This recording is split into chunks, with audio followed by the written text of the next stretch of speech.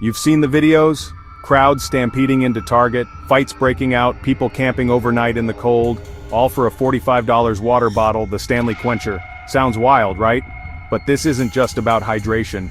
It's a masterclass in psychological engineering, and you're the test subject. The Stanley craze is no accident. It's a campaign designed to bypass your rational brain and tap into your primal instincts.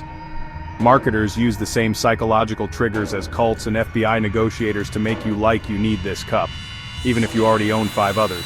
Today we'll expose the 5 key psychological hacks that turned a century-old thermos into a global phenomenon. We'll run our own experiments to see just how powerful these tactics are. By the end, you'll spot these manipulation tricks everywhere, from checkout lines to your social feed.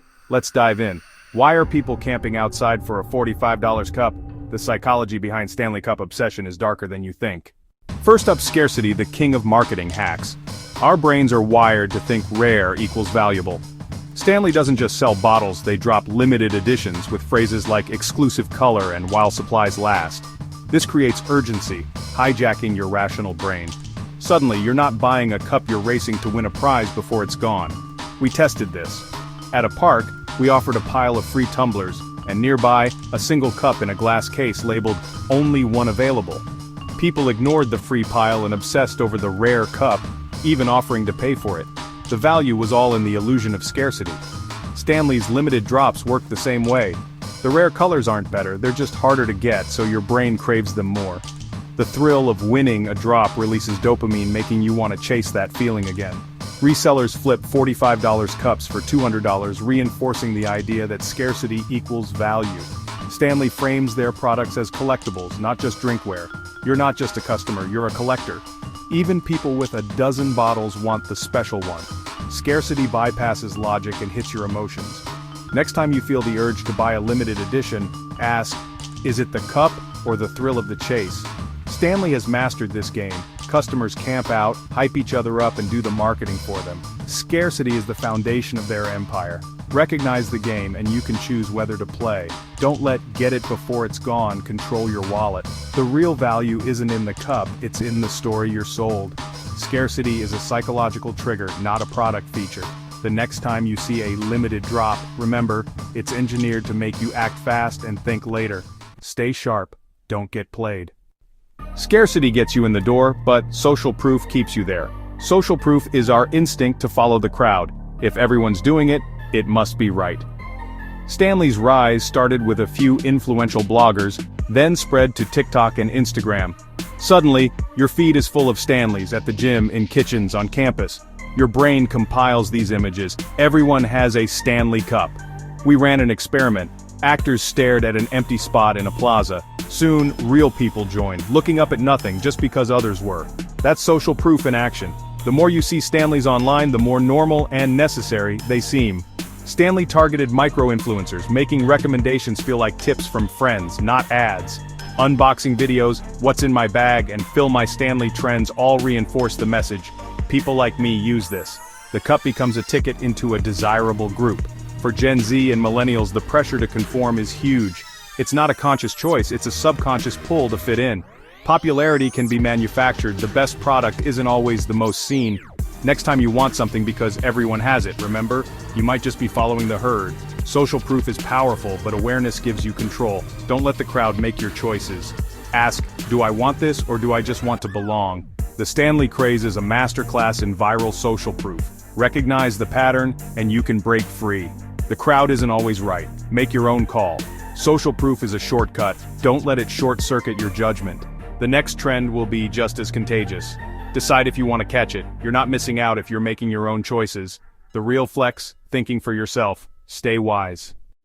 Scarcity and social proof hook you, but identity anchoring keeps you loyal. This is when a product becomes part of who you are, not just what you own. Apple sells creativity, Nike sells achievement, and Stanley sells a lifestyle.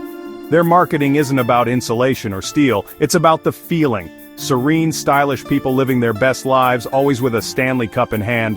The message, want to be this person? Start with this cup. That's aspirational marketing. Buying a Stanley feels like a step toward a better you, hydrated, healthy, on trend. We tested this 2 ads for the same bottle. One listed features, the other showed happy, cool people living life. The lifestyle ad made people willing to pay more than double. Same bottle, different story. Stanley lets you personalize with colors and accessories, making the cup a reflection of your identity. Stickers, straw covers, matching purses, each cup becomes yours. Once a product is part of your identity, you defend it fiercely. Criticism feels personal, fueling passionate online communities. Remember the viral car fire story? The cup survived, and Stanley's president bought the owner a new car. That's not just PR, it's identity marketing. The cup stands for toughness, loyalty, and belonging. Every time you use it, you reinforce your self-image. The marketing isn't just on your screen, it's in your head.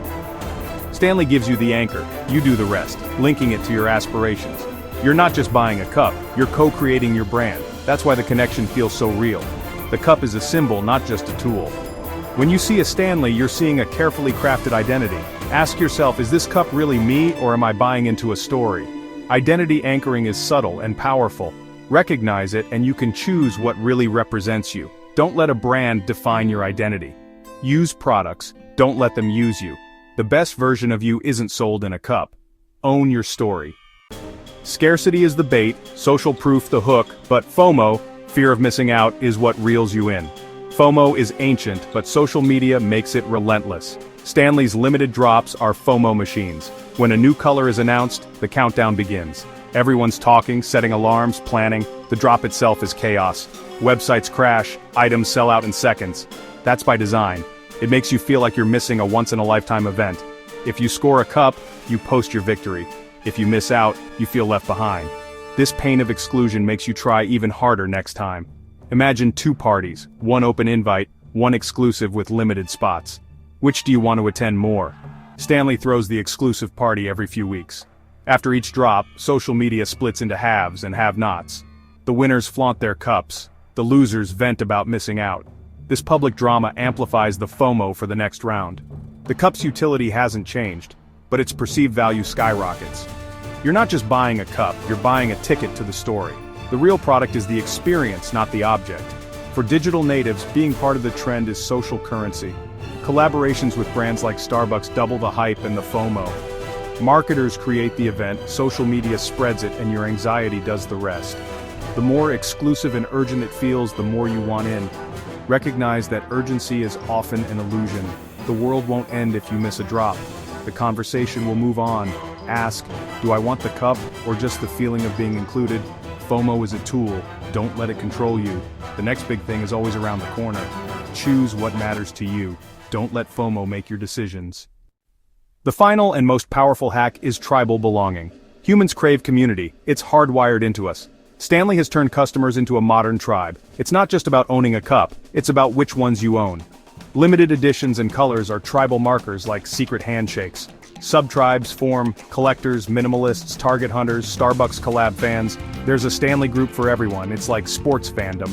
Collecting cups is the game, rare colors are trophies, and online groups are the fan clubs. People share tips, trade cups, and celebrate wins together. This tribalism creates fierce loyalty. You're not just a customer, you're a member.